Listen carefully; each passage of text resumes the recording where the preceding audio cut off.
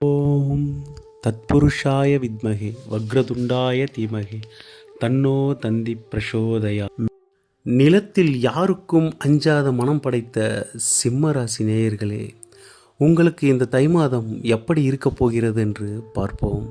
உங்களின் ராசிநாதன் சூரிய பகவான் தை மாதம் 1ஆம் தேதி 15/1/2026 அன்று ருண ரோக சத்ருஸ்தானம் எனும் 6ஆம் இடமான மகர ராசிக்கு பெயர்ச்சியாகப் போகிறார். அதாவது கடன், பகை, நோயை கொடுக்கக்கூடிய ஸ்தானத்தில் உங்கள் ராசிநாதன் சஞ்சரிக்கப் போகிறார். 6ஆம் இடத்தில் சூரிய பகவான் சஞ்சரிப்பதால் நீங்கள் அச்சப்பட வேண்டிய அவசியமில்லை. மகர ராசி நீதிமான் சனி பகவானின் வீடாகும். நேர்மையும் நேர்கொண்ட பார்வையும் உடையவர்கள் நீங்கள்.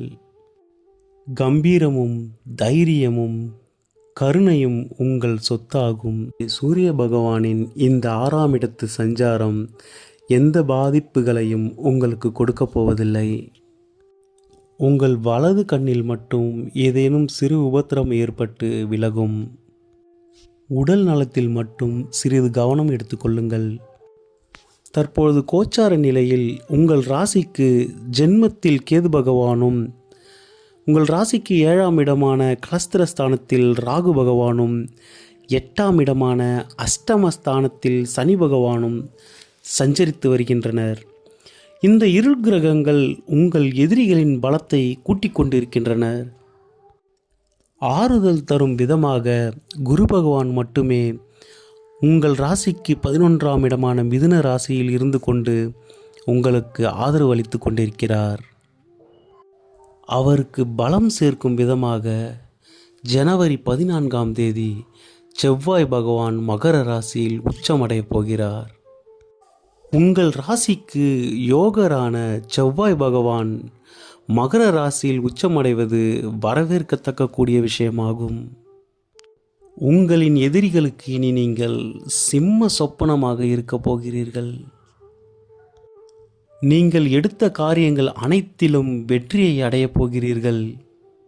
சூரிய பகவானும் செவ்வாய் பகவானும் இயற்கை பாவ கிரகங்கள். இவர்கள் 6ஆம் இடத்தில் அமர்வது சகல விதத்திலும் நன்மையை தரப்போகிறது. செவ்வாய் பகவானானவர் 14/1/2026 முதல் 20/2/2026 வரை 38 நாட்கள் மகர ராசியில் உச்சம் பெறப் போகிறார். இந்த காலகட்டம் உங்களுக்கு மிகவும் சிறப்பான காலகட்டமாக அமையப் போகிறது.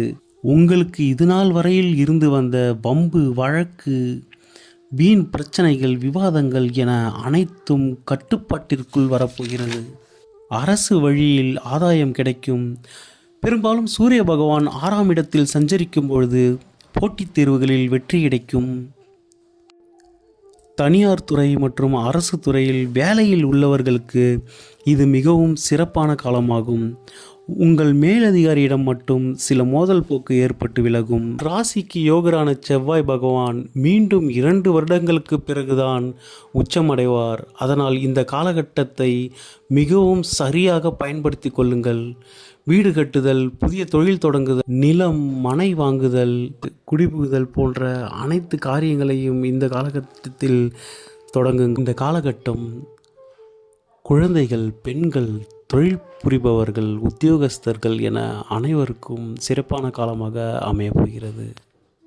இந்த மாதத்தில் பரிகாரமாக ஆதித்ய ஹிருதயம் அல்லது சூரிய காயத்ரி அடிக்கடி கேட்டு வாருங்கள். நன்றி.